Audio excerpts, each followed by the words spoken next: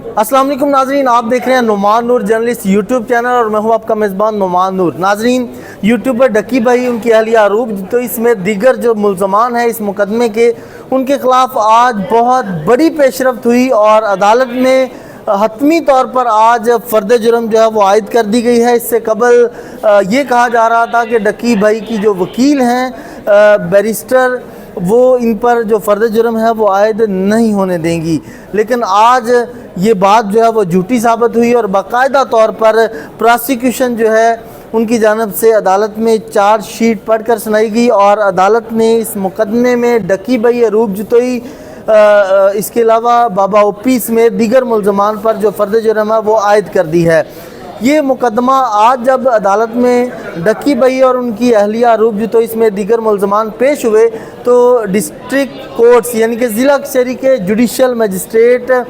नईम वट्टू की अदालत में इस केस पर समाअत हुई। NCCIA के जो तफ्तीशी अफसर हैं वो और इसके अलावा इस अदालत के जो प्रोसिक्यूटर हैं वो भी जो अदालत में पेश हुए और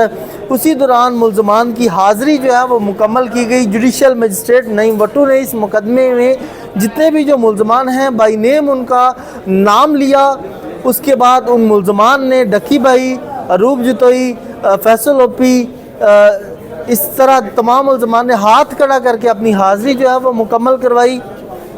उसके बाद प्रोसिक्यूशन ने अपना केस जो है वो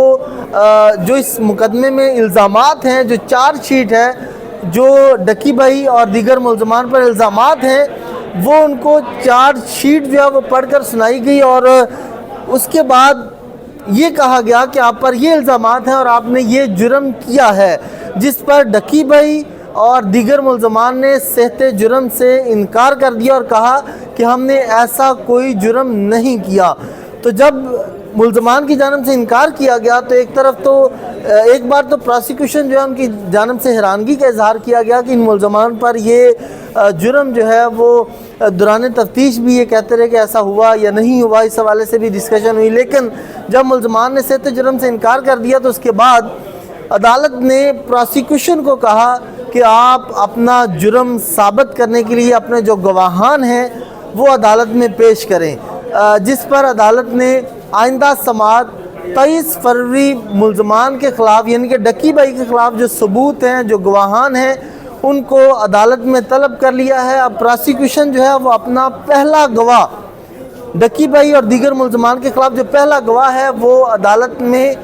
23 फरवरी को पेश करेंगे, जिसका बयान जो है वो जुडिशल मजिस्ट्रेट नईम वट्टू जो है वो प्रोसिक्यूशन की मौजूदगी में कलम बंद करेंगे। उसके बाद उस गवाह पर जो डक्की भाई के वकील हैं वो जिरा करेंगे और उस गवाह को झूठा साबित करने की कोशिश करेंगे। अब देखना यह है कि आइंदा आने वाली समाअत यानी कि 23 फरवरी को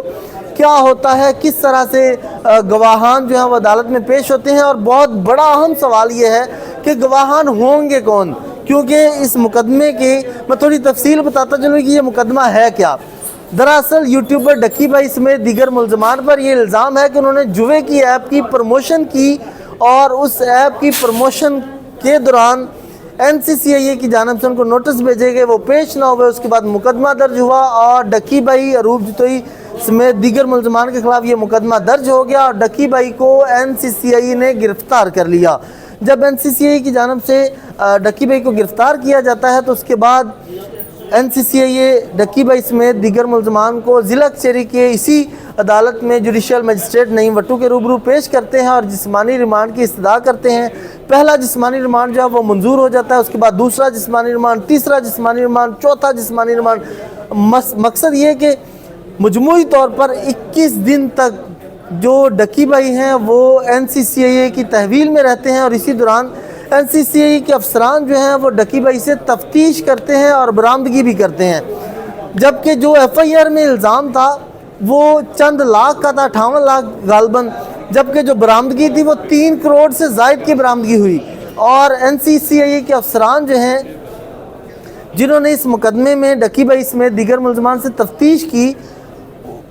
केस का पांसा तब पलटता है कि अचानक ही उन तमाम यानी कि एडिशनल डायरेक्टर चौधरी सरफराज समेत दीगर जो NCCIA के 7 अफसरान हैं ان کے خلاف راتوں رات FIR ہو جاتی ہے اور پتہ یہ چلتا ہے کہ انہوں نے اپنے اختیارات کا ناجائز استعمال کیا، رشوت لی اور دوران تفتیش ڈکی بھائی سے رشوت لیتے رہے، اور وہ رشوت کروڑوں روپے میں، اور اس کی برآمدگی جو ہے وہ بھی ہو چکی، 1.25 کروڑ کے قریب ان سے برآمدگی جو ہے وہ کی گئی۔ اس کے علاوہ ڈالرز کی صورت میں بھی برآمدگی تھی، پاکستانی پیسے مطلب روپے کی صورت میں بھی برآمدگی تھی۔ تو اس طرح سے ڈکی بھائی سے یہ برآمدگی بھی کی گئی، اور جب یہ مقدمہ درج ہوتا ہے تو چودھری سرفراز میں دیگر افسران کو معطل کر دیا جاتا ہے۔ وہ معطل ہوتے ہیں، اس کے بعد ان کو گرفتار بھی کر لیا جاتا ہے۔ گرفتار کرنے کے بعد دوبارہ اسی عدالت میں جوڈیشل مجسٹریٹ نعیم وٹو کی عدالت میں انہی تفتیشی افسران جو کہ کچھ دن قبل ڈکی بھائی میں دیگر ملزمان کو پیش کرتے تھے، اسی عدالت میں وہی تفتیشی افسران ہتھ کڑی لگی اسی عدالت میں اسی کٹہرے کے سامنے پیش ہوتے ہیں، اور FIA کی جانب سے ان NCCIA کے تفتیشی افسران کا جسمانی ریمانڈ جو ہے وہ اس کی درخواست کی جاتی ہے۔ ان ملزمان کا جسمانی ریمانڈ منظور ہو جاتا ہے، اس کے بعد جوڈیشل ریمانڈ ہوتا ہے، اور اسی دوران جو ڈکی بھائی ہیں ان کو جیل میں تقریباً 100 دن مکمل ہو جاتے ہیں، اور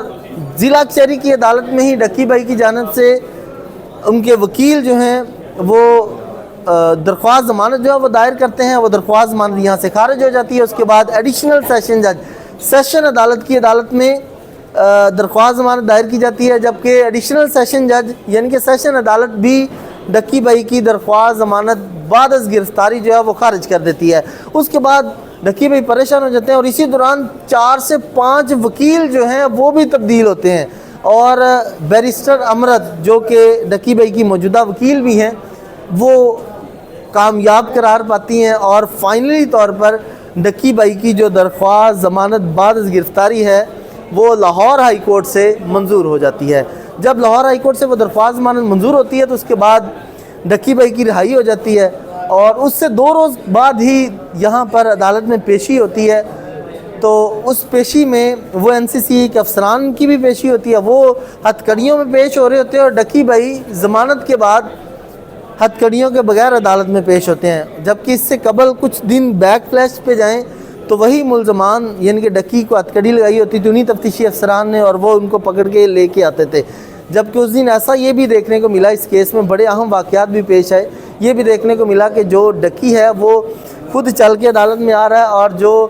NCCA کے افسران جو تفتیش کر رہے تھے وہ FIA کی تحویل میں ہتھ کڑیوں کی صورت میں عدالت میں پیش کیے جاتے ہیں۔ اس کے بعد وہ جو ملزمان ہیں ان میں سے کئی ملزمان کی جو درخواست ضمانتیں ہیں وہ منظور ہو چکی ہے۔ اب ڈکی بھائی کا کیس کا جو ٹرائل ہے وہ شروع ہو چکا، اور آج اس مقدمے میں باقاعدہ طور پر فرد جرم عائد ہو جاتی ہے۔ اب دیکھنا یہ کہ آئندہ سماعت پر کون گواہ پیش ہوتا ہے، کس طرح وہ بیان قلم بند کرواتا ہے، اس کے پاس کیا ثبوت ہوں گے، یہ سارا اس کیس کی جو بھی